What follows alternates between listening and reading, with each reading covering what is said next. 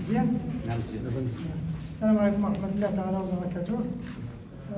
بداية تنبغي نرحب بجميع الحضور لهذه المناسبة السعيدة اللي من خلالها إن شاء الله غادي نحتفلوا ببنياتنا ووليداتنا اللي تميزوا في هذا الامتحان ديال البكالوريا بحال كل سنة، واللي يمكنوا أنه الناظور يحصل واحد مرتبة جد مشرفة على الصعيد الوطني وعلى الصعيد الجهوي.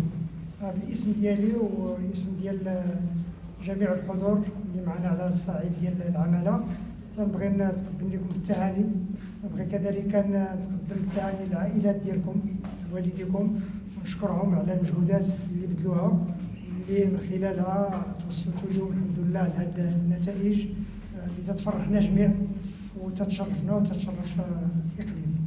ومره اخرى مبروك عليكم، وهذه غير خطوه وان شاء الله مازال المستقبل قدام، وانا اكيد بان عندنا 4 ولا 5 سنوات ان شاء الله غادي نلقاو منكم الاساتذه ونلقاو منكم المهندسين والمهندسات وطبيبات ان شاء الله، علاش لا، وحتى مهن اخرى اللي هي على كل حال مهن ان شاء الله غادي تساهموا من خلالها في التطور ديال هذه البلاد ديالنا كامل. فتبارك الله عليكم ومبروك عليكم.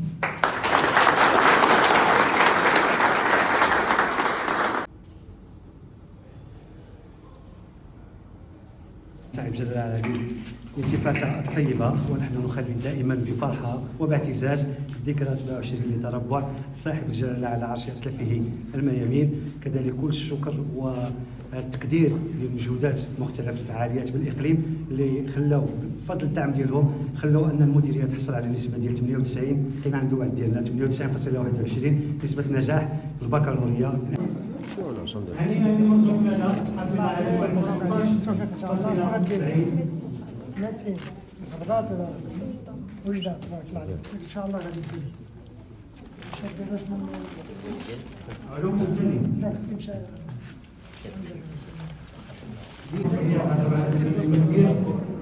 وديال الثانويات سي شكرا.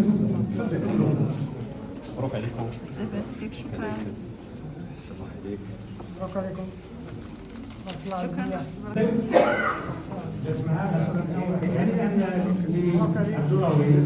هنيئا لأهل الأم، هنيئا لعشرات المسلمين الثانوية لشركاء شكرا بارك الله فيكم. جميع الصحافة بمرحباتكم وانتم شركاء في هذا النجاح. معدل 17.81. هنيئا السلام عليكم. السلام عليكم وأسئلتكم.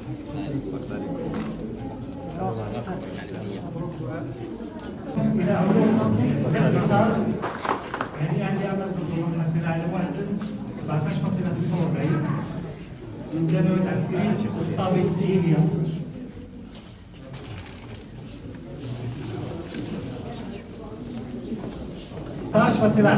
هنيئا لك هدى.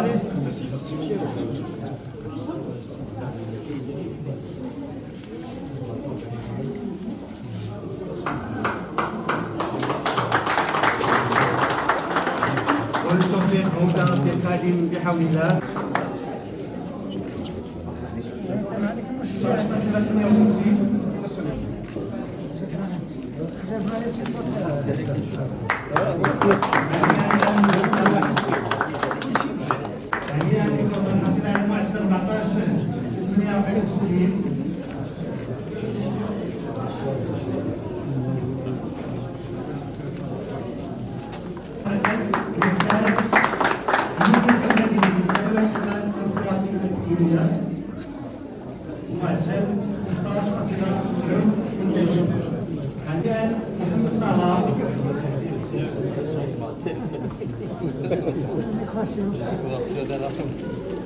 الله عليك.